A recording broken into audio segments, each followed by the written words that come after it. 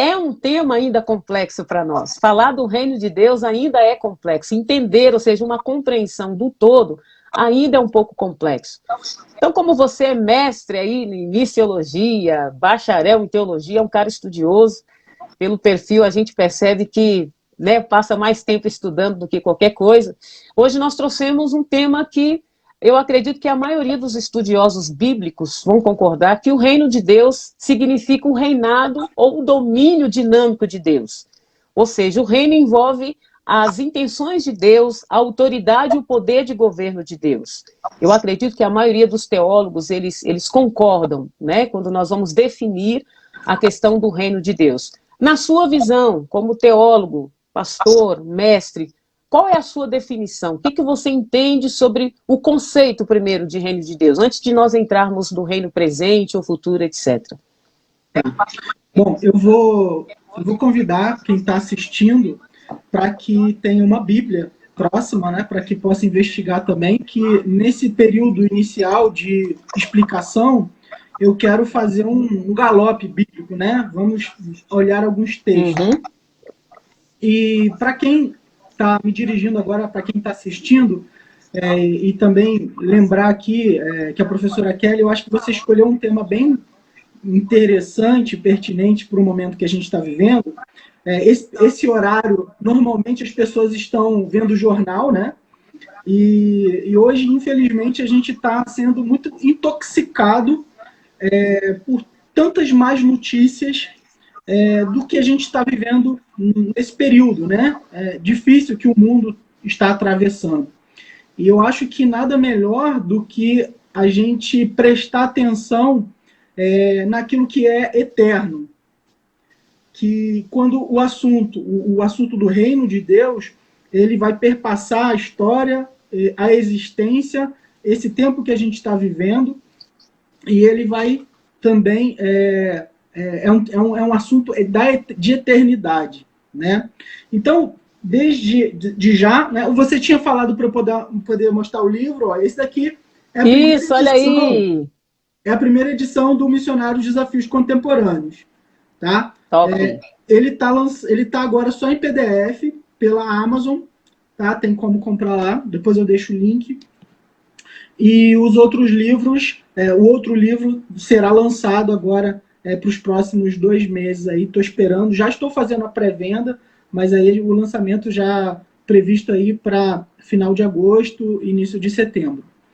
Bom, falando sobre o tema agora, inicialmente eu queria indicar uma literatura que eu acho que dentro desse tema, eu acho que é a melhor literatura que tem para abordar o assunto, que é o Evangelho do Reino, da editora Shed, e o autor é o George Led, ou Led, eu não sei exatamente como é que se pronuncia, mas esse livro é um livro excelente, né, e ele aborda bastante o assunto, né, sobre o reino de Deus. E, inicialmente, eu queria ler a palavra de Deus lá no Evangelho de Mateus. Eu queria começar pelo Novo Testamento, porque a gente tem bastante referência, bastante textos, né, que falam sobre o reino de Deus no Novo Testamento, apesar de a gente olhar no Antigo Testamento também e a gente vê alguns sinais desse reino de Deus, né, desse porvir e desse momento onde Cristo reinará, né, ou está reinando. A gente vai descobrir isso lá. Então, Isaías, inclusive, no capítulo 11, dá alguns sinais, mas eu queria ler Mateus, a princípio eu queria ler Mateus, capítulo 4, a partir do versículo 17, que diz assim, daí em diante Jesus começou a pregar, arrependam-se, né, o que ele está convidando, arrependam-se, pois o reino dos céus está próximo. Então, assim, não existe nenhuma divergência quando a gente fala sobre reino de Deus e reino dos céus. Reino dos céus. Isso é uma linguagem do Evangelho de Mateus, né? Lucas, e Marcos e os outros evangelistas, eles vão falar sobre o reino de Deus. Mateus, como está direcionando o seu discurso para os judeus e respeitando a linguagem, né, do meio onde ele está se direcionando, ele não coloca a palavra reino de Deus, ele coloca reino dos céus, porque essa palavra seria uma palavra impronunciável, né? E a princípio, a primeira coisa que a gente precisa observar é que Jesus ele está dizendo aqui que o reino está próximo ao reino de Deus, né? O reino dos céus está próximo. Então ele inicia o seu ministério, né? E faz essa primeira declaração, né? Lá no capítulo seguinte, no versículo 20,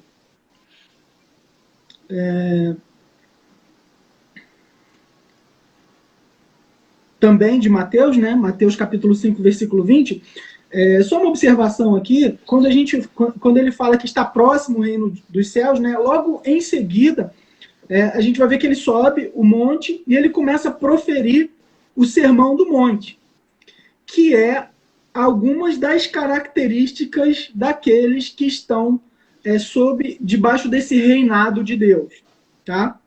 Os súditos, né? Lá no versículo 20, ele diz assim,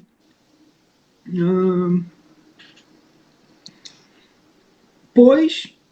Você está lendo 4, 20 ou 20, Fernando? 5, 20. Li o 4, agora capítulo seguinte, 5, 20. 5, né, versículo 20.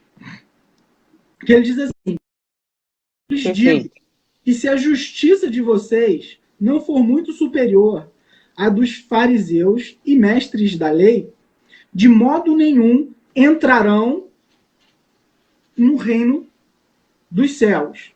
Então aqui ele está... primeiro ele falou que está próximo o reino de Deus, e depois ele está mencionando aqui como entrar no reino de Deus. E aí ele está falando sobre essa justiça, que deve exceder a justiça dos escribas e dos fariseus. O que ele quer dizer com isso? A gente precisa lembrar que Jesus ele vem em todo o capítulo 5, 6 e 7, e até o final do Evangelho, ele tem confrontado essa religiosidade, na verdade, sectarista, né? Era uma seita, né? Não eram aqueles representantes reais, né?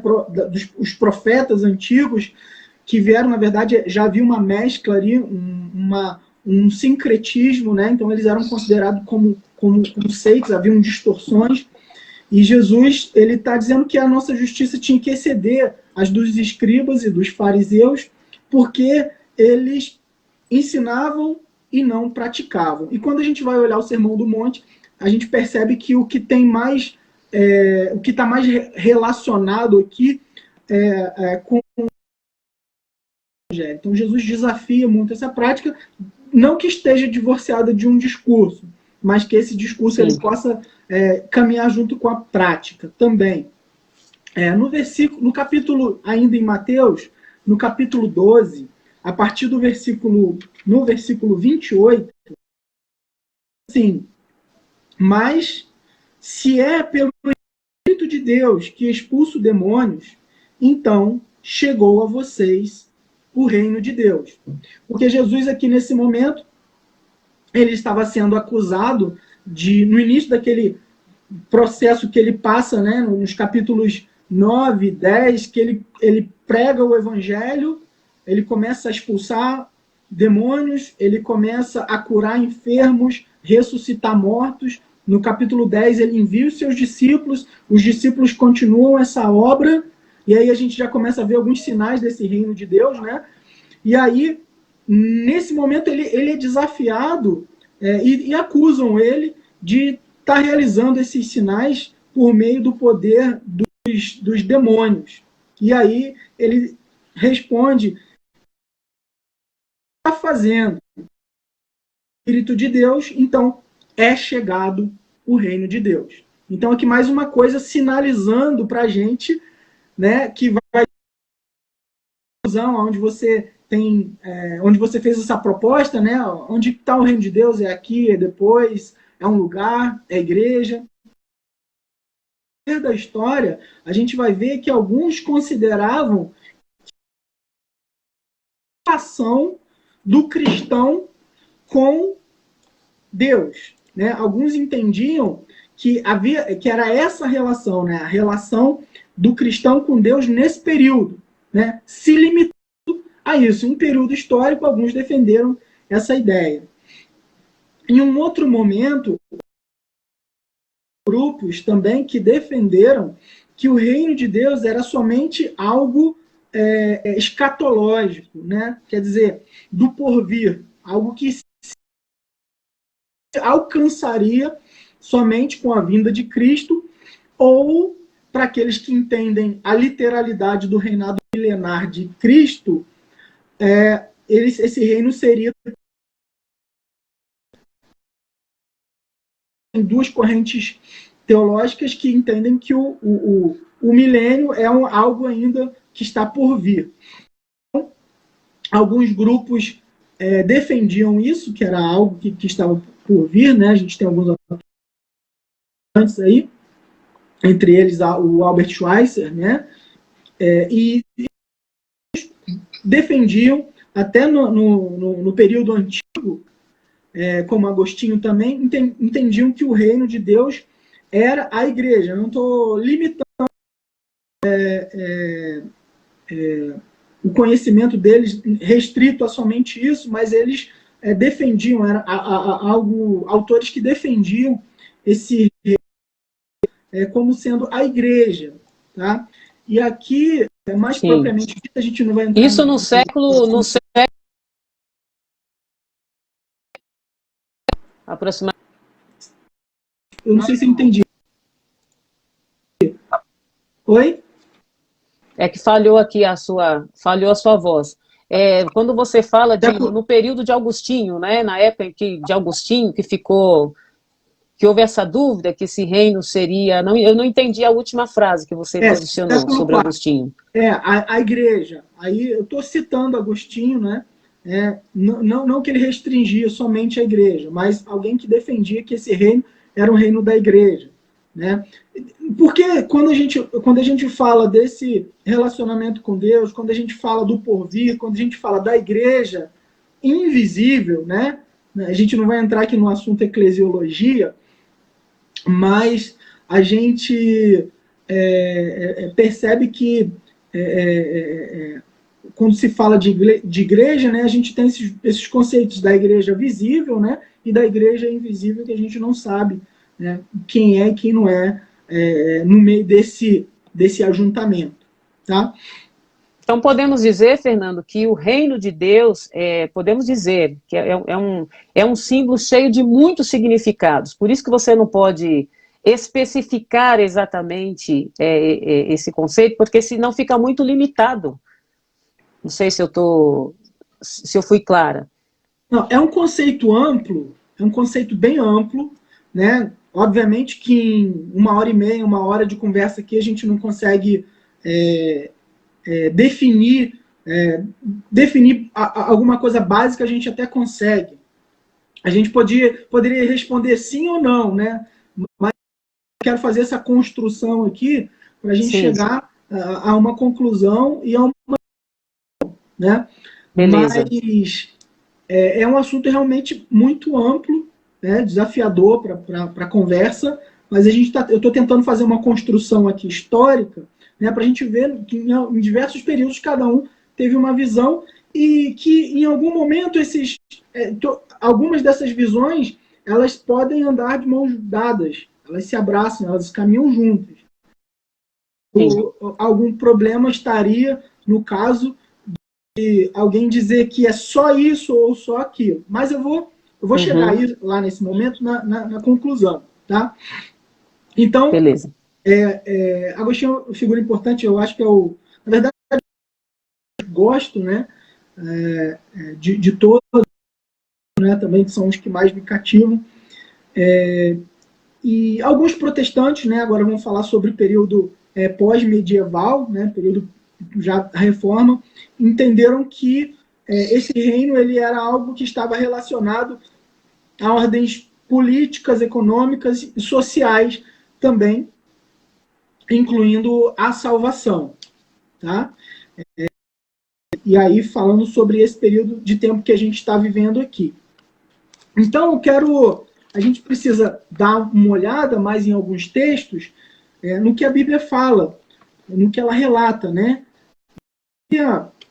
Rapidamente, mencionar aqui o texto de Romanos, capítulo 14, versículo 7, que diz assim: pois o reino de Deus não é comida nem bebida, mas justiça, paz e alegria no Espírito Santo.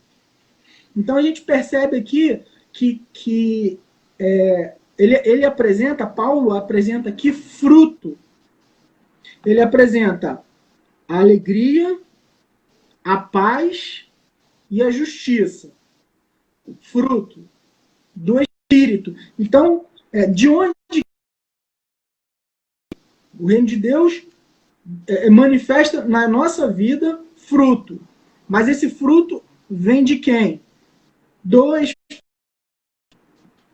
Então a gente percebe aqui que há uma manifestação divina na vida do indivíduo para que ele manifeste fruto, e esse fruto é algo que vem de Deus. Então tem um caráter também aqui soteriológico, né? Quando a gente fala soteriologia, doutrina da salvação.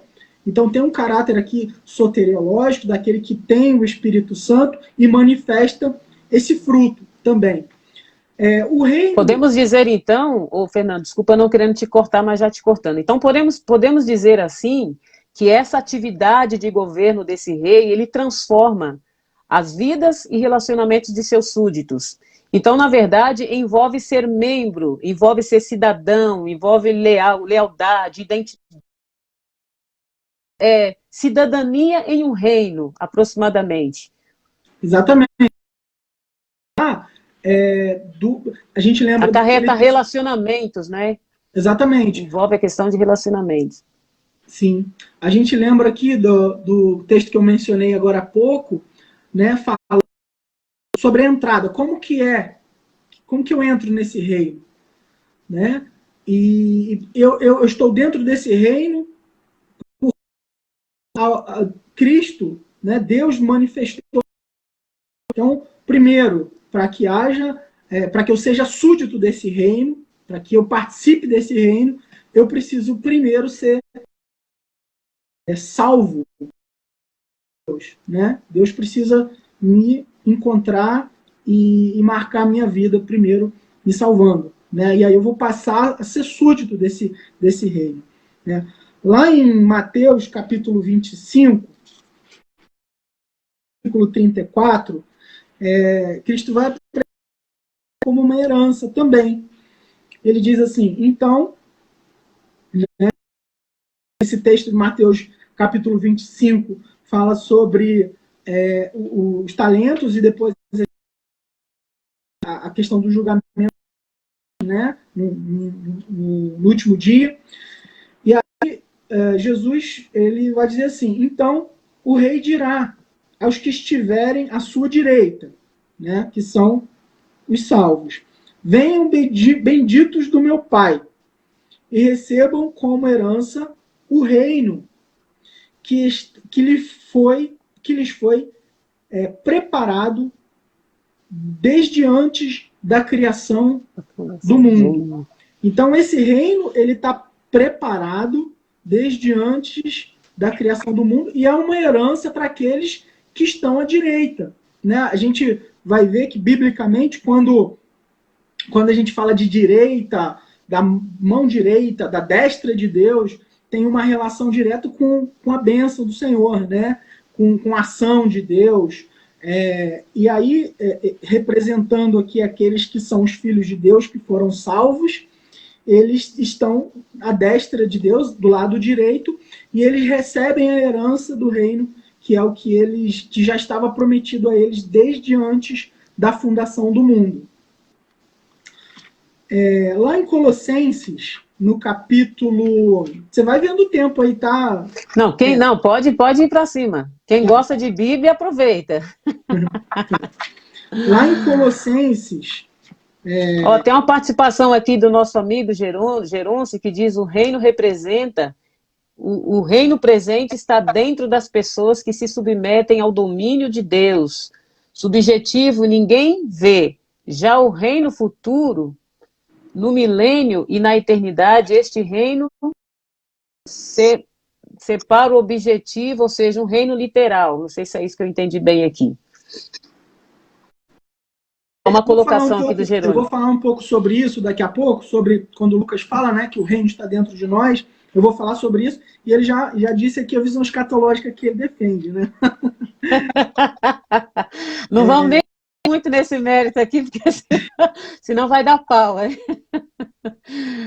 Não, isso, na verdade, não tem que dar pau, né? Na verdade, uma Tô coisa brincando, a gente é só uma... entender, que a gente vai estar com o Senhor um dia, todos nós, né? Todos nós, independente da linha de interpretação, né? Sim. Então, lá em Colossenses capítulo 1, versículo 13, vai dizer: pois ele nos resgatou do domínio das trevas. Eu estou lendo a NVI, né? Então você tem na atualizada império das trevas, né? E nos transportou para o reino do seu Filho amado. Então, a gente percebe aqui que, mais uma vez, um caráter soteriológico no início desse reino, né, que remove pessoas de um império, de um reinado, de um reino de Satanás, que a gente... Aí também vai depender um pouco da visão escatológica de cada um, né? Então, a gente sabe que, lá em Apocalipse, a gente vai ver que existe um momento que ele diz, né? Por que alegrai-vos, ó céus, e vós que neles habitai? Então, existe uma alegria ali no céu, né? Aí ele diz assim: ai dos que habitam na face da terra, porque o inimigo desceu a vós. Eu não quero entrar em detalhe desse texto, mas existe aí uma limitação do poder de Satanás nesse texto aí, e a gente pode fazer um link aqui com esse texto, que agora Cristo ele comprou, né, com a plenitude da obra de expiação que ele realizou na cruz. Ele concretizou essa compra e trouxe, né, arrancou das mãos do império das trevas e trouxe para o seu reino. Deus fez isso, né, o reino de Deus. Então isso é um caráter também que aparece, né, que presente. Então, mais um texto lá em 2 Pedro. 2 Pedro, versículo 1, perdão, capítulo 1, versículo 11. Diz assim: portanto, irmãos, empenhem-se ainda mais para consolidar o chamado e eleição de vocês, pois, se agirem dessa forma, jamais tropeçarão. Versículo 11. E assim, vocês estarão ricamente providos quando entrarem, então, futuro, no reino eterno de nosso Senhor e Salvador, Jesus Cristo. E aí agora eu quero ler, nessa elaboração aqui, nessa introdução, né, lá o texto que o irmão acabou de mencionar, que eu não sei se é exatamente esse, né, mas eu acho que é, pelo que ele falou, lá de Lucas, capítulo 17. Lucas, capítulo 17, a partir do versículo 18.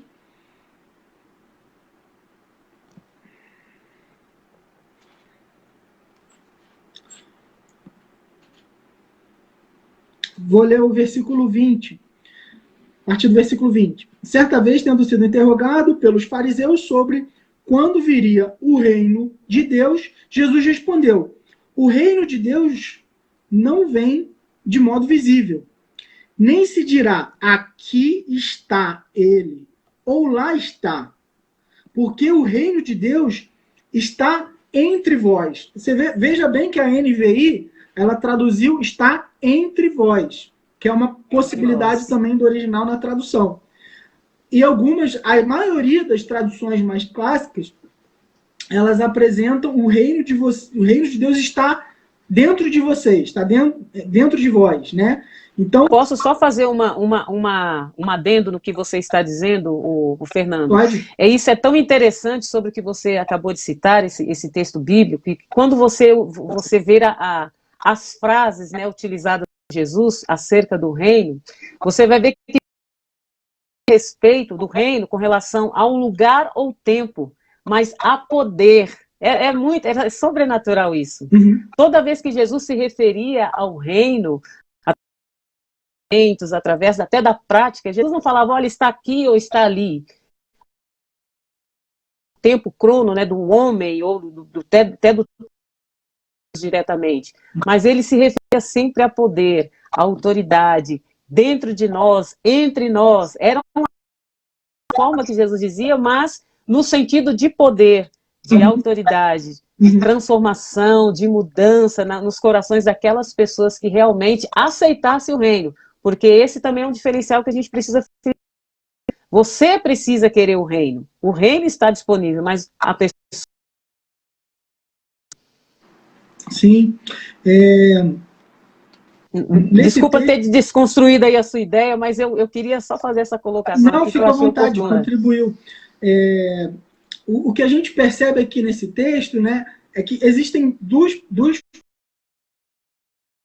Aqui que quando fala que o reino está entre vós, ele está entre vós, então a gente entende que esse domínio, esse reinado de Cristo, né, de Deus, atuante no meio daqueles que tiveram esse chamado do Império das Trevas para o reino dele, né, representados aqui na Terra. Então esse reinado é representado a partir desse está próximo, é chegado, e desse caráter soteriológico. E aí ele vai dizer aqui que o rei entre nós e aqueles que entendem dentro de nós, que eu acho que é uma tradução possível também, inclusive é aquela transformação que vem de dentro para fora. Inclusive, questionando ele aqui mais uma vez, são os e ele está respondendo os fariseus, dizendo a eles que o reino é de dentro para fora. É de dentro para fora. Não são aspectos externos. Não são visíveis. Exatamente. É a colocação, inclusive, do Jerônimo. Isso, ó, Jesus fala que não vem com aparência exterior, justamente por estar dentro de nós. É subjetivo. E, Fernando, neste caso, que os sinais do reino, quando as pessoas se submetem às suas vontades e relacionamento de Deus. Não sei se eu posso inserir isso também como ideia. Então, às vezes as pessoas querem um sinal, uma prova, de que maneira eu consigo ver. Quando você se submete, ou seja, se relacionando com ele sobre as características sobre o seu reinado, aí é manifesta em nós do poder sobrenatural de Deus. Então, não é algo que a maioria das pessoas enxergar diretamente. Esse reino, ele aparece, às vezes, de forma invisível. Exatamente, né? É isso que você está falando, né? Porque algumas pessoas, inclusive, alguns do período de Cristo, principalmente os zelotes, né? Os discípulos de Jesus eram zelotes também, que queriam revolução, né?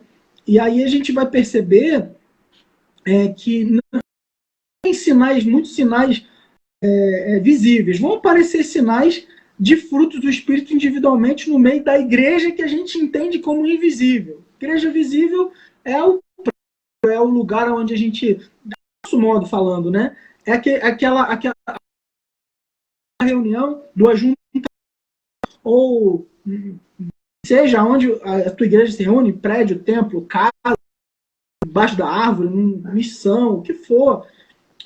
Ali existe uma igreja que pode ser invisível, que está ali no meio, pode ser nada, né? Pode ser só um ajuntamento de barulho, não tem ali reino de Deus, né? A gente não pode definir o que é e o que não é.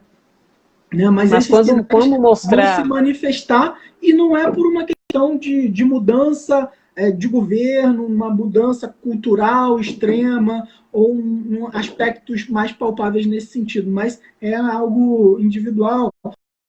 A igreja é um ajuntamento, né? A igreja é um evento.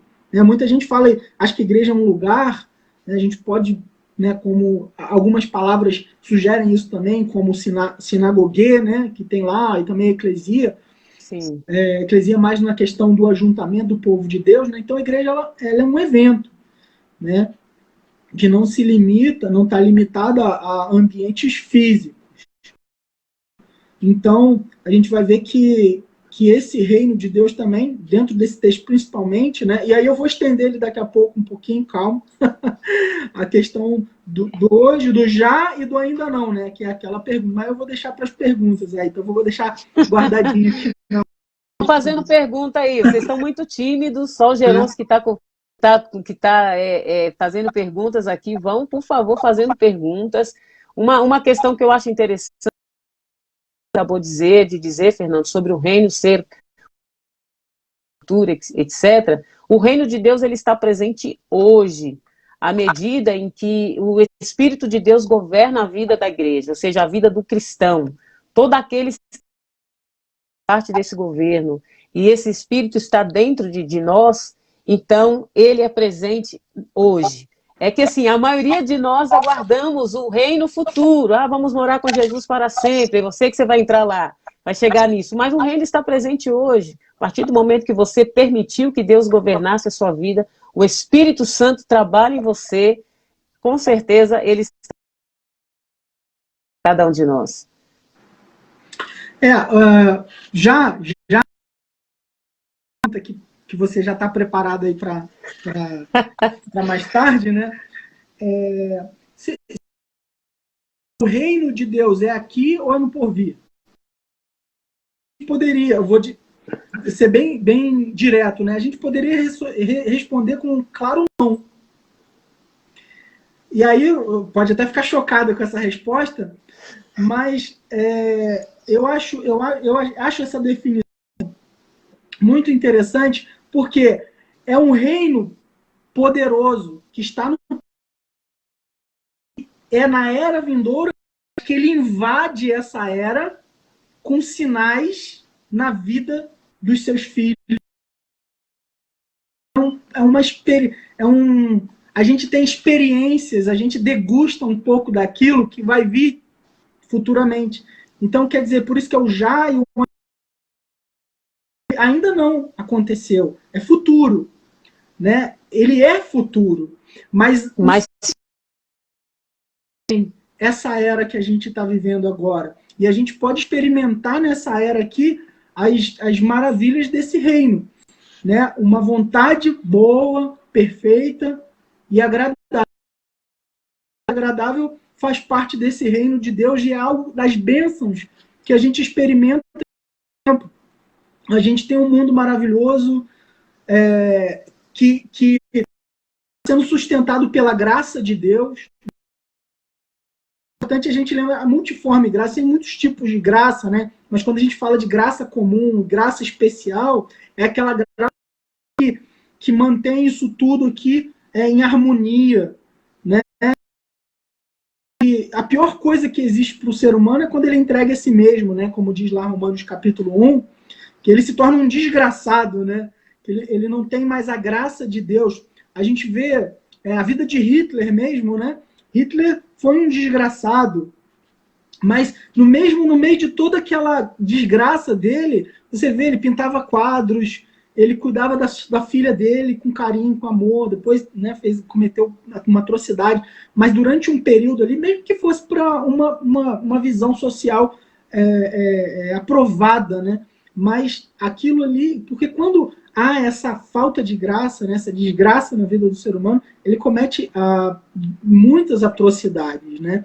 E pelo contrário também, quando existe uma abundância de graça na vida do ser humano, ele desfruta, né? Às vezes a gente desfruta de coisas tão maravilhosas de Deus nessa vida, né? Tanto no meio da criação dele, do equilíbrio que a gente tem no cosmos, né? Cosmos é tudo que foi criado está em harmonia, né? O cosmos, de onde vem o cosmético, né?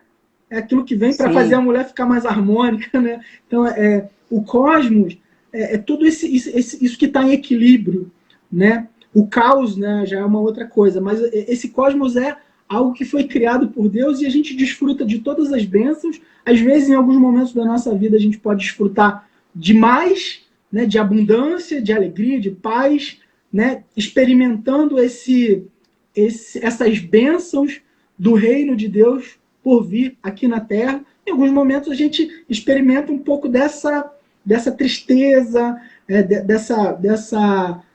da maldade do mundo, né? Quando a gente vê uma violência com uma criança, quando a gente vê uma pessoa passando fome, quando a gente vê alguém morrendo, né? Então, isso é fruto dessa desgraça, né? Na vida da existência, né? Infelizmente, é o que Cristo falou. Isso no mundo teríamos aflições, né? Mas tem de bom ânimo, né? Esse tem de bom ânimo é de Deus. E o caráter do mundo aqui, né? Sem essa graça que equilibra, ele é a desgraça, né? Digamos assim. Então, em resumo, o reino de Deus ele pertence à era por vir. Mas nós podemos experimentar, sim, o poder desse mundo, dessa era por vir, quando a gente é liberto do império dessa era atual. Por isso que lá em Romanos, nós podemos então, Fernando, talvez interpretar que o reino, no aspecto presente e futuro, é um reino futuro, onde nós reinaremos com Deus, talvez a esperança, né, aí dos próprios judeus, na esfera literal, mas que já experimentamos no presente os benefícios desse reino revelado através de Jesus para nós, para todos aqueles que se submeteram à vontade perfeita desse governo. Então, ou seja, não se refere a um território ou local específico, não é algo estático, vamos dizer assim, ele é dinâmico, sempre vindo, se espalhando, crescendo. O reino ele não aponta para um lugar de Deus, mas para as atividades de governo de Deus. O reino não é no céu, mas do céu. Exatamente. Estou me antecipando aqui. O reino não é no céu, ele é um reino que vem do céu. Exatamente. É o céu na terra. Exatamente. É um reino que prospera aqui e agora. Fazendo um resumo, é um reino que prospera. É que na maioria das vezes nós estamos naquela expectativa esperando algo do futuro e nós não desfrutamos das bênçãos desse reino agora no presente. Exatamente. E é isso que Jesus veio trazer. Jesus é a revelação desse reino através em Deus na terra. Ele veio revelar esse reino a nós. E todos aqueles que querem fazer parte desta era, seja presente no porvir, ainda hoje, nos dias de hoje, pode desfrutar dessa vida. O reino, então, ele aparece onde quer que homens e mulheres se submetem em suas vidas à vontade de Deus. É isso que a maioria das pessoas não compreendem. Quando nós nos submetemos, quais são as características desse reino, quais são os princípios, valores, a moral deste reino, e nos submetemos a isso, nós já estamos experienciando os benefícios desse reinado, ou deste reino.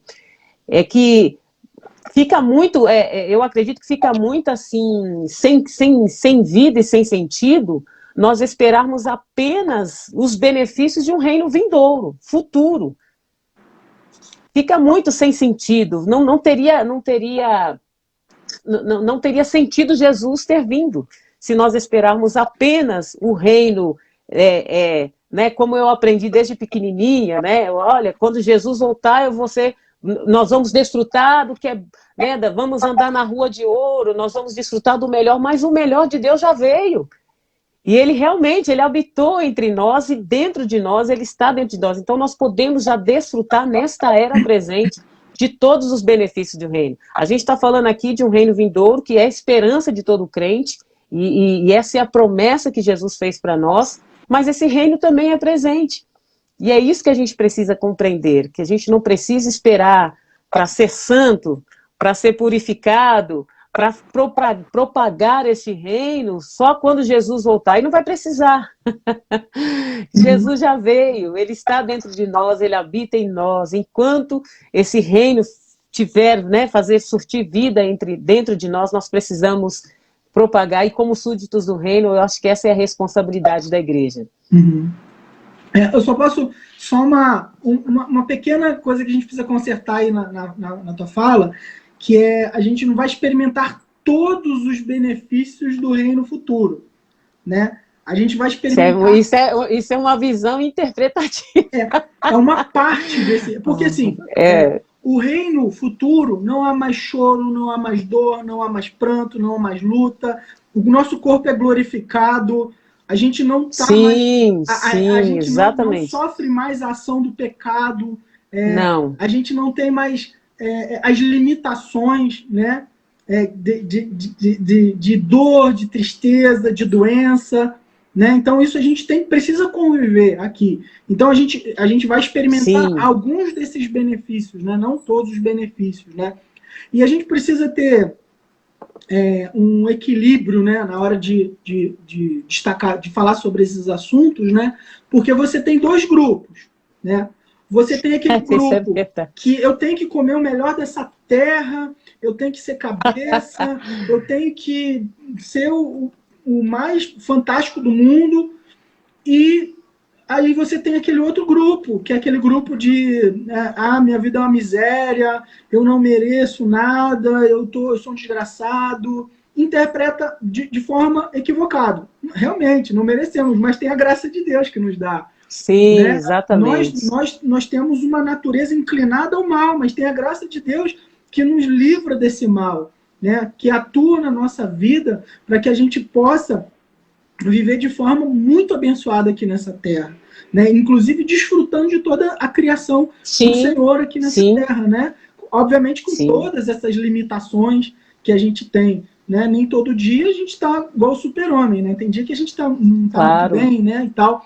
Então você tem os dois lados, né?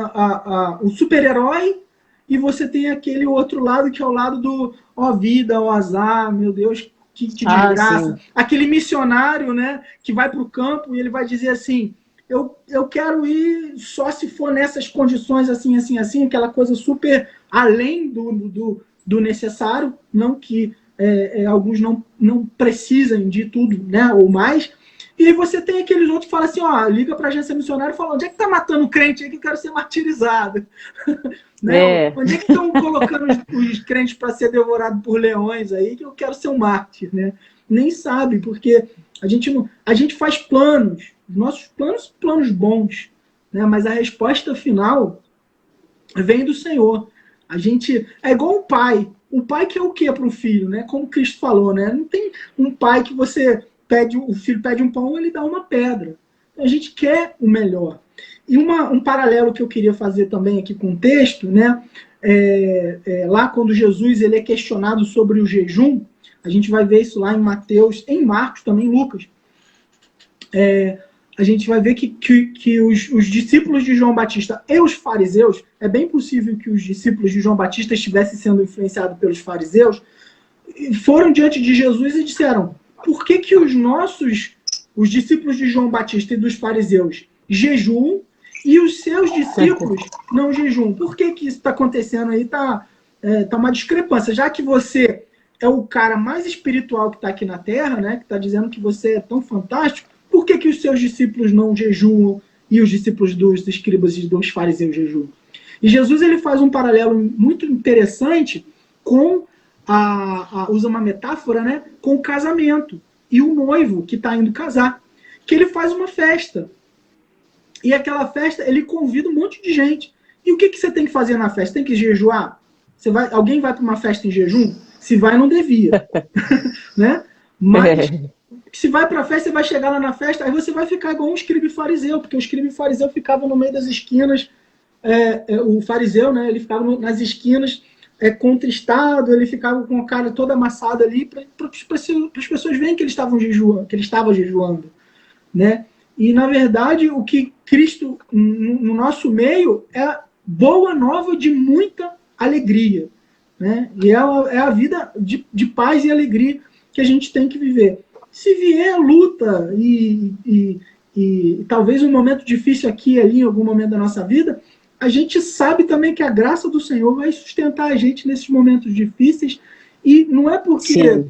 tem luta, tem tristeza, tem falta, é porque a gente vai deixar de viver para a glória de Deus e se alegrar no Senhor, porque a alegria vem dele. Né? Então isso tudo faz parte desse fruto, né? A paz, a alegria do Espírito, né? Que é o reino de Deus na nossa vida. Né? Como Paulo afirma lá em... Muito bom, muito bom a sua colocação. E é isso que é interessante, né, Fernando? Se as pessoas entenderem esse conceito, esse contexto, eu entendo que é bastante complexo mesmo, algumas interpretações, porque existem várias interpretações, né? Por exemplo, há pelo menos 4 significados de reino nos evangelhos, pelo menos é o que eu consegui identificar. Por exemplo, um significado abstrato do reino ou governo de Deus, eu consigo identificar isso nos 4 evangelhos. O outro que é um reino futuro no qual os justos entrarão. Quando você vê aí as falas de Jesus, os ensinamentos deles, você vê que ele aponta para isso. Você vê também que há uma realidade que já está presente na Terra. Você vê isso através da própria conversa de Jesus com seus discípulos. Eu já estou entre vocês, né? Já chegou o reino. E há um reino em que as pessoas estão entrando, né?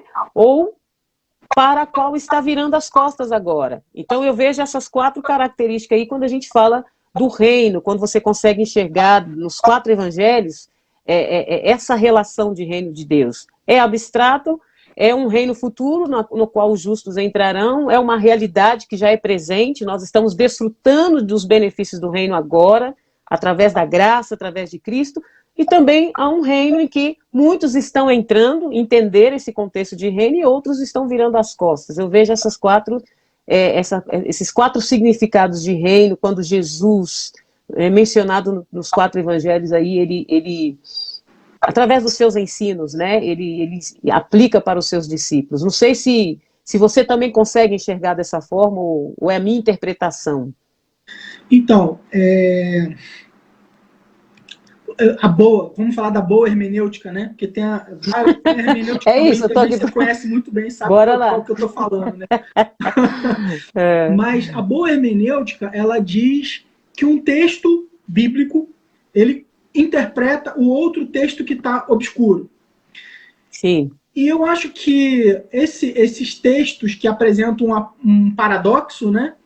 Ou alguma coisa, uma aparente contradição, né? Uma figura de linguagem que é paradoxal, mas aparece como paradoxo em algum momento e aparece claramente que é o reino de Deus, é isso, sim. é isso. Sim, então, como que a gente vai fazer? A gente vai olhar tudo.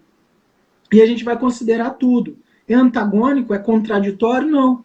A gente entende que quando Cristo fala sobre o porvir e esse momento, então está relacionado a esses aspectos, né? Então, é a mesma coisa. Não existe diferença. Quem é o rei desse reino?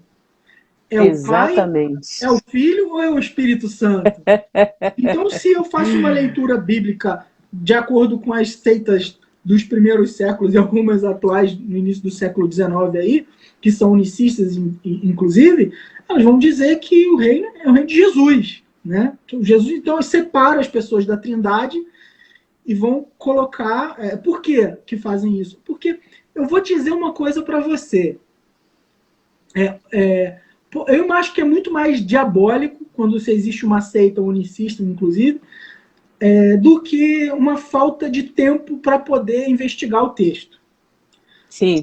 Eu acho que isso favorece muito Satanás, né? Criar distorções. Né? Obviamente que quem vai seguindo depois acaba bebendo das fontes que não estão muito puras.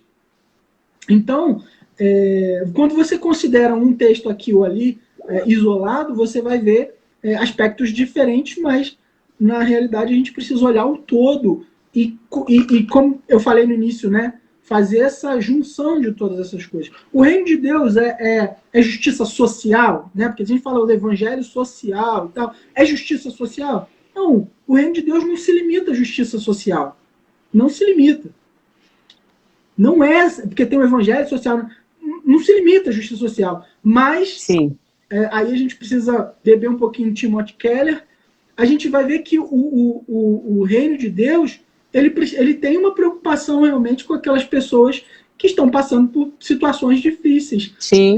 em situações de vulnerabilidade, né? Que é uma palavra que está bem na moda agora, a gente usa bastante, que é a pessoa pobre, a pessoa que está em situação de rua. A gente, como missionário, a gente vai falar, inclusive meu livro fala sobre isso, né? Sobre o ribeirinho, o sertanejo, o quilombola, e alguns deles vivem muito bem, né? Não estou dizendo aqui que estão passando necessidade, não. Alguns vivem muito bem. Agora, tem algumas situações críticas, né? Moradores de rua, já trabalhei muito com morador de rua, e eles estão vivendo ali numa situação muito difícil, né? Alguns voluntariamente, porque realmente querem, e alguns porque passaram passou um furacão na vida deles, e eles estão ali passando muitas necessidades. Então o evangelho ele está preocupado com essas classes também com o rico mais rico possível, né? Que é aquele cara que sai da sua empresa mega enorme, entra no seu carrão, entra no condomínio e sai. E aí o evangelho é difícil penetrar, né? O evangelho penetrar nesse meio também. Carecem, porque quando Jesus fala lá, Mateus, lá no pobre de espírito, ele não está falando de situação financeira. Ele está falando daquele que entende, porque, mais uma vez, ele está falando aos fariseus, né? Também. Ele entende que ele necessita de Deus. E pode ser pobre, rico, pode ser classe média, pode ser que for, judeu, maçom, o que for. Esse pobre de espírito, que é a ação do Espírito Santo na vida do indivíduo para a salvação, né? Deus é que faz, Deus é que realiza essa obra de transformar o homem num pobre de espírito, né? Entendendo que ele precisa de Deus, né? Então o evangelho, ele não tem... você tem lá o evangelho do pobre, né? E o evangelho da prosperidade, que é só para o rico. Então a gente tem essas discrepâncias, né? E na verdade a palavra é para todos, né? Para todos. Eu acabei saindo um pouquinho do tema, isso... mas eu acho que esse não, mas está dentro. Não, mas está dentro do contexto. Fique tranquilo. Por isso que, assim, só para fomentar isso para a gente ir para a próxima, eu acho que o reino de Deus, ele é um símbolo geral, símbolo, né? Seria um símbolo. A gente não pode especificar, porque se vemos o reino de Deus como apenas um símbolo específico, eu acho que a gente acaba limitando o seu significado como um todo. Por isso que, se a gente fosse falar como reino, como um símbolo, de alguma forma, teria que ser um símbolo geral, porque é como se fosse uma corda que você estica. Quanto mais você estica, mais ela vai para várias áreas que a gente precisa ainda conhecer. Não tem como especificar só isso e pronto, porque é muita coisa para discorrer aí, tem muita... Exatamente. É muita coisa. Agora, eu acho que para a gente ir para os nossos final aqui, nós falamos então que o reino não é um lugar. Aí a pergunta, né? E aí, o reino é o céu, Fernando? O que você acha aí? O reino é o céu? O reino é a igreja? São essas duas últimas que faltavam. Uhum. Então, quando... Vamos falar... a gente pode definir, isso ou é aquilo, né? Mas vamos falar sobre o reino depende daquele que está reinando. Claro. Se quem está reinando é Cristo, na vida da igreja, pensando a igreja como um evento, não como um lugar, né, do ajuntamento de 2 ou 3 ali, se existe um reino de Deus ali, se Deus está reinando, aí não é um lugar, mas eles estão transitando por lugares. né? Mas da onde vem esse reino? Esse reino, como é bem próprio da linguagem de Mateus, é um reino dos céus, que é um reino do porvir. E aí a gente vai entrar um pouco aí também na... Já estamos falando de um tema escatológico, né? Sim. Mas a gente vai entrar... Não tem como não... Hã? Não tem como não, assim, de alguma forma pincelar, né, a escatologia nesse aspecto. Não se aprofundar, mas sim, existem ainda muitas dúvidas acerca disso, né? Uhum. Então, a consumação dos séculos é um transformar, né? Aí também a gente vai entrar em visões católicas. Você mesmo disse, né? Quando você era criança, você achava que você ia andar em luz de ouro, né? Tal. Morar no céu. Morar no céu. Então, existe esse entendimento aí, né? Mas existe aquele que entende novos céus e nova terra. Uma questão de transformação, né? Uma mudança de toda essa criação, né? E isso joga... É algo que está relacionado com a eternidade. Aí, Fernando, eu acho que envolve, então, a ideia original de Deus, quando ele cria o homem lá no jardim, cria o jardim. Ou seja, havia um espaço literal, fisicamente, aí você, como teólogo, você vai me corrigir se eu estiver errado. Existia seres humanos ali habitando, mas o governo era espiritual, era eterno. Não era terrenal, no Éden. Acredita-se que este mesmo princípio, ideia de governo, vai acontecer. Aí a gente está falando de um reino vindouro. A ideia é essa: é Deus restaurar esse princípio que, no início, por causa do pecado, foi rompido entre o homem e Deus, por causa do pecado. Ok? É isso mesmo? Estou eu acredito... na linha de... Você já percebeu qual que é a minha interpretação? Eu já entendi a sua, você já entendeu a minha. Eu acredito em dois pactos, né, que Deus faz com o ser humano, né, que é a aliança que ele faz primeiro com o homem, que é o pacto das obras,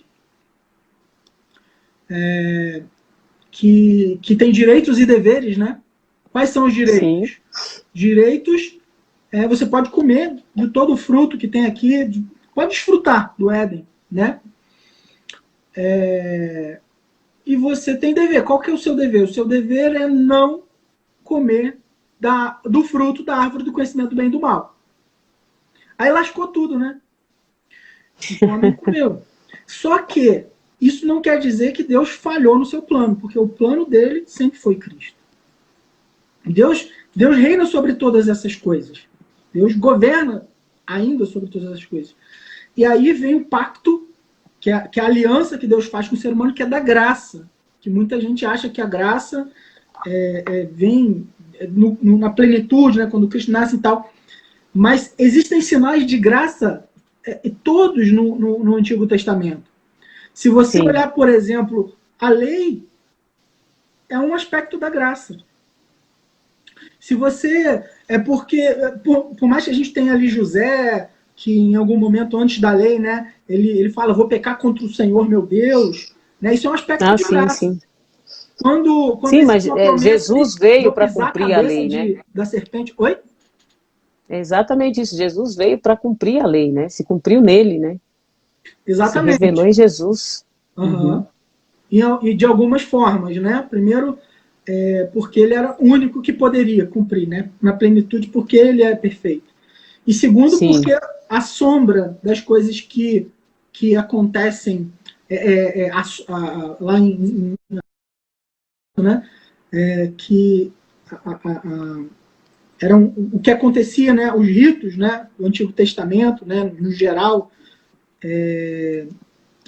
as cerimônias apontavam também a lei moral, alguns aspectos da lei moral, da lei civil também, principalmente da lei cerimonial, apontavam para uma realidade maior, que é a realidade de Cristo, né, da vinda de Cristo, né? Mas essa plenitude de graça, né, ela vai sendo progressivamente, ela vai aparecendo, ela vai sendo descortinada, né? Mas o primeiro sinal dessa graça, Adão podia ter sido fulminado ali, né? Acabou. Destruído. Sim. Ainda viveu bastante depois. E aí tem maldição, né? A terra era amaldiçoada, a mulher era amaldiçoada, o homem amaldiçoado, a serpente amaldiçoada, a criação amaldiçoada, depois um irmão mata o outro, e a gente passa a viver no máximo 120 anos, e depois as coisas só vão piorando, piorando, e aí vai aparecendo sinais, os sinais dessa graça de Deus que não é que Deus planejou uma coisa, errou e reconstruiu, mas essa graça ela foi perpassando a história até a plenitude de Cristo até hoje, né? Tá aí, presente. Sim. Então, por isso que mais uma regrinha da boa hermenêutica é quando a gente olha para o Antigo Testamento e a gente vê Cristo e a gente vê no Novo Testamento a gente está vendo Cristo. Né? Quando eu leio Isaías eu vejo Cristo, quando eu leio Salmo eu vejo Cristo, quando eu vejo Davi eu vejo Cristo, quando eu leio Gênesis eu vejo Cristo. Então, Cristo, Sim. o plano não é. Tudo apontava, né, Fernando? Não está Tudo limitado apontava para quando ele se Cristo, né? encarna, né? Ali. Exatamente. Tudo no Antigo Testamento eu vejo dessa forma, as festas, os rituais, tudo já apontava para o Cristo, né? Não tem como você desvincular. É algo assim extraordinário. Entendeu? Acho que falhou aí a. Não entendi. Ah, tá. Então, e aí, resumindo, o reino do céu ou o reino no céu? O reino do céu. Então, o reino é do céu, o reino não será no céu. Então, aí eu vou resumir com aquilo que a gente já mencionou, né? Que é a nossa, que foi aquela definição. Eu poderia dar aqui vários textos bíblicos. Se alguém quiser anotar aí, falando do reino presente, Mateus 6:33, o Pai Nosso, Lucas Sim. 16:16, Lucas 11:52, tudo isso eu anotei aqui, mas você ficaria muito amplo, né, se eu fosse citar cada um deles. Mateus Não 21, precisa. 31, o reino a ser realizado futuramente, Marcos 9:47, Marcos 10:23, Marcos 14:25, Mateus 7:21. Então são textos que já falam assim a respeito da segunda vinda. Lá em Hebreus, eu lembrei de um texto agora de Hebreus, é aquele texto difícil de interpretar, o objetivo não é interpretar, que é Hebreus capítulo 6, fala Sim. daqueles que se desviaram, né? Mas eles experimentaram aspectos os poderes do reino vindouro, né? É bem interessante esse texto que ele fala sobre o reino vindouro, mas quem está aqui também vai experimentar muita coisa desse reino. É isso aí, Fernando. Então, só para finalizar, e aí, o reino é a igreja, na sua visão aí, como que você interpreta isso? O reino é a igreja? Então, quando a gente fala se a gente falar sobre igreja invisível, que a igreja invisível é a igreja do Senhor, né? Que não, como eu já havia falado, né? Você não olha a igreja evangélica, a assembleia, qual, né, que você faz parte, ou a batista, ou a presbiteriana, católica, o que for. Essa não é a igreja. A igreja invisível é o ajuntamento dos eleitos de Deus, né, do povo de Deus em toda parte da terra. Então, esses estão hoje, são representantes do reino de Deus, e eles vivem ou vivem debaixo do governo do senhorio de Jesus Cristo aqui na terra, né? Isso não quer dizer que todos aqueles que estão presentes na igreja visível estão debaixo desse senhorio. Então, esses que estão debaixo do senhorio, essa igreja, sim. Sabe o que eu acho tão interessante? Veja só, é muito doido, né? De repente, Jesus, o povo judeu está aguardando um Messias político, religioso, queria fulminar com os romanos e apresentar um reino conforme profetizou os antigos, né, os profetas. E de repente Jesus fala, olha, eu sou o Messias, chama 12 apóstolos e fala, agora eu vou ensinar para vocês qual que é a vida de reino, como que vocês devem andar, caminhar, quais são as características que os súditos precisam ter. Maravilha. Aí, de repente, esse Jesus agora fala assim para os judeus, que antes não, né, não acreditava que ele era o Messias, mas aceitou pela fé. Agora ele fala assim, eu estou indo embora. Eu estou indo embora, mas eu vou mandar um outro no meu lugar. Imagina a cabeça dos discípulos. Só para a gente conjecturar aqui, né, falando um pouco da questão desse reino, se é igreja ou não. Imagina a cabeça desses apóstolos, discípulos, que receberam esse Jesus, aceitaram como Messias, de repente fala, agora eu estou indo embora, eu vou morrer, e vai vir outro que vai ficar no meu lugar, e ele vai morar dentro de vocês, para que façam uma obra maior do que eu fiz, obras maiores do que eu fiz, eles farão. Através, né, vocês farão através desse outro que vai habitar dentro de vocês. Não é uma coisa assim extraordinária quando a gente fala e a igreja? A igreja é Cristo? Aliás, o reino é a igreja? Nós somos os agentes, eu acredito nisso, nós somos os agentes, os representantes de Cristo aqui na Terra. Somos súditos do reino. Diretamente. Eu gravei um vídeo.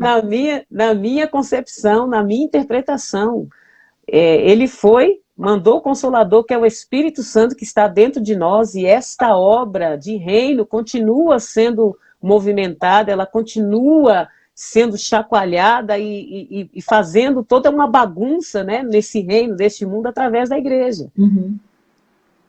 A igreja, como nós somos os agentes, exatamente, representantes desse reino, súditos, né, como diz assim, precisamos representar bem. É uma pena que não está sendo muito bem representado por alguns, né? Mas quando a gente quer fazer as coisas, a gente representa mal, mas quando a gente obedece o rei, né? A gente caminha bem. Tem um texto lá de Atos, capítulo 1, versículo 8, que a gente vai ver que depois dos discípulos estarem com Jesus, se atrapalharem bastante, né? Apesar de lá em Mateus 10, eu fiz até um vídeo hoje expondo alguns aspectos de Mateus capítulo 10, e publiquei lá no meu canal e também no Facebook. A gente vai ver que Jesus ele concede, né, no nome dele poder para que os discípulos, os apóstolos, né, realizassem alguns sinais e milagres, né?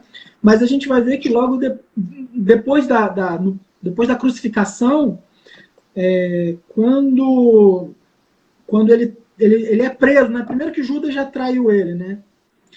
E Judas participa, né, desse lá em Mateus 10, quando ele sai, Judas está participando também. Ele confere esse poder, né? E Judas trai, Pedro nega ele, Tomé depois desconfia, quer tocar, né? E todo mundo foge. Faltava alguma coisa. E aí, lá em Atos capítulo 1, a partir do versículo 6, eles ainda estão com dúvida. Né? Vai chegar o tempo de restabelecer o reino a Israel, né? Os que estavam reunidos, eles fizeram essa pergunta. E aí respondeu, não, sobre tempos e épocas ou datas que o Pai estabeleceu pela sua própria autoridade, né? Então, não lhes compete saber. Mas vocês vão receber poder ao descer sobre vós o Espírito Santo. Por isso que eu fiz esse primeiro vídeo de Mateus 10, que eu falei assim, a missão de curto prazo, que era uma preparação para esse momento aqui. Porque esse momento aqui é o momento em que a primeira vez que eles recebem a salvação, o batismo com o Espírito Santo. Eles são cheios do Espírito. Né? E a partir dali você não tem mais o mesmo Pedro. Você não tem mais o mesmo Tomé. Você não tem mais o mesmo João. Você não tem mais o mesmo Bartolomeu. Eles mudam. São outros. Totalmente. Né? E aí a gente pode dizer que ali se inaugura esse momento de plenitude, né? do reino, do governo de Deus sobre a vida do ser humano. Né? E isso para minha visão, né? Talvez uma outra pessoa veja de uma outra forma, né? Por isso que é um assunto um pouco complexo, porque dentro de tantas interpretações, leituras, né, interpretativas entre os 4 evangelhos, como eu comecei né, no nosso bate-papo aqui, desde os principais teólogos lá atrás, vem se discutindo acerca desse assunto, cada um interpreta de uma forma, mas como você mesmo falou, tendo uma excelente hermenêutica, exegese, a gente consegue chegar um denominador comum, apesar que a palavra de Deus ela é infinita nas suas abordagens e quanto mais você estuda, mais você aprende coisas novas e assim vai. Então é isso, Fernando, eu acho que por hoje é isso. Se você quiser fazer suas considerações finais, fazendo um resumo aí de um todo, só para a gente finalizar. Nos encontraremos aí numa próxima live, vamos falar de missões, eu acho que é um assunto muito importante para a gente abordar aqui. Foi muito boa a sua participação. Essa live aqui vai ficar gravada, se você quiser até compartilhar. Você já compartilhou, não sei, nas suas redes lá sociais, isso é muito bom. Pode compartilhar também no seu Facebook. Acho que é importante, conhecimento nunca é demais. Muito obrigada, pessoal, que ficou com a gente até agora. Deus abençoe vocês. Na próxima quinta, nós vamos falar sobre os súditos, as características dos súditos do reino. Você não pode perder. Fernando, Deus abençoe, suas considerações. E até a próxima, se Deus quiser. Um prazer, né, expor a palavra de Deus, a presença dos irmãos, todos que participaram, ficaram até o fim, tá? Então, Deus abençoe cada um de vocês. Bom, a gente procurar conhecer, realmente estudar a palavra. Eu queria falar um detalhezinho só do meu cenário aqui, não sei se vocês estão vendo, ó. Ali em cima tem o John Knox. Sim, faltou você mencionar isso aí, eu acabei esquecendo. Vocês, né, Casca Grossa, e aqui a gente tem Jonathan Edwards, né? Não, e ele que pinta, viu, pessoal? Ele desenha e pinta, eu acho isso, meu Deus do céu, o menino é múltiplos talentos. Nesse aspecto eu sou meio luterano, né? Lutero gostava de fazer uns rabiscos também, né? Ele desenhava umas coisinhas feias, né? Muito bom, muito bom. Mas lembrando aí, também tem lá no meu Facebook tem o canal do Pocói, né? E também tem o site, né? Então quem quiser alguma informação sobre trabalho realizado e que será realizado também por meio da literatura, também entre em contato lá, tá bom? Com certeza eu vou deixar o seu contato lá depois, aqui também no meu Facebook, no Instagram, o pessoal vai te seguir, vai encontrar o material lá. Obrigada, Fernando. Pessoal que ficou até agora, Deus abençoe vocês. Lembrando que tudo isso que nós estamos trazendo aqui é mais para complementar, né, o conhecimento que eu acredito que a maioria aqui tem sobre a palavra de Deus e agregar benefício e valor para aquelas pessoas que realmente querem entender a vida de reino. E se você gostou, compartilhe essa live, não deixe de sair daqui sem compartilhar e que Deus te abençoe em nome de Jesus. Obrigada, Fernando. Um abraço. Amém. Até a próxima, queridão. Um abraço. Deus abençoe sua vida. Amém. Até mais. Tchau, tchau.